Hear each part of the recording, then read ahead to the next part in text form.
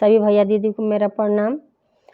आज हम एक सुंदर शिव चर्चा गीत लेकर उपस्थित हुए हैं। तो एक गीत अगर आप लोग को पसंद आए तो लाइक और सब्सक्राइब जरूर कीजिएगा। तो चलिए हम आप लोग को शिव चर्चा गीत सुनाते हैं। जरा डमरू बजादा महादेव हो नाचब हम झूम झूम के। जरा डमरू बजादा महादेव हो नाचब हम झूम झूम के।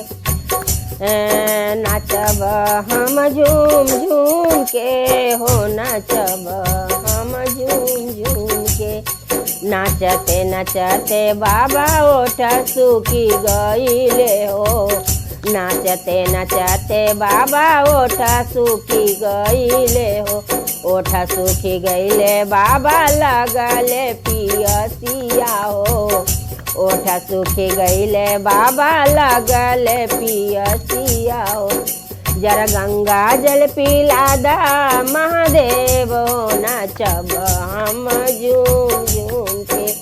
जरा गंगा जल पिला दा महादेव हो नाचब हम झूम झूम के। बड़ा दूर से अइली बाबा तोहरे दुआरिया।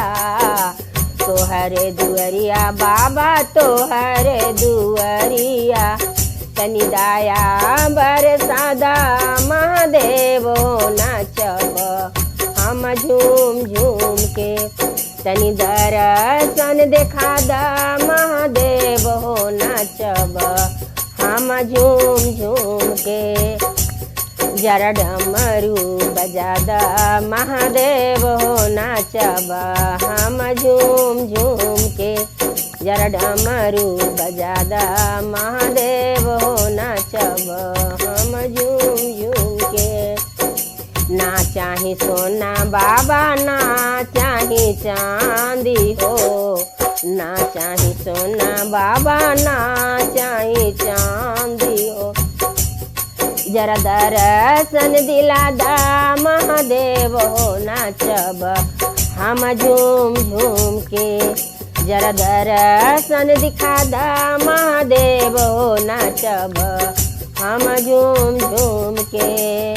जरा दया बरसाद महादेव हो नाचब हम झूम झूम के।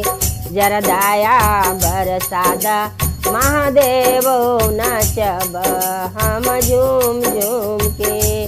जरा डमरू बजादा महादेव हो नाचब हम झूम झूम के।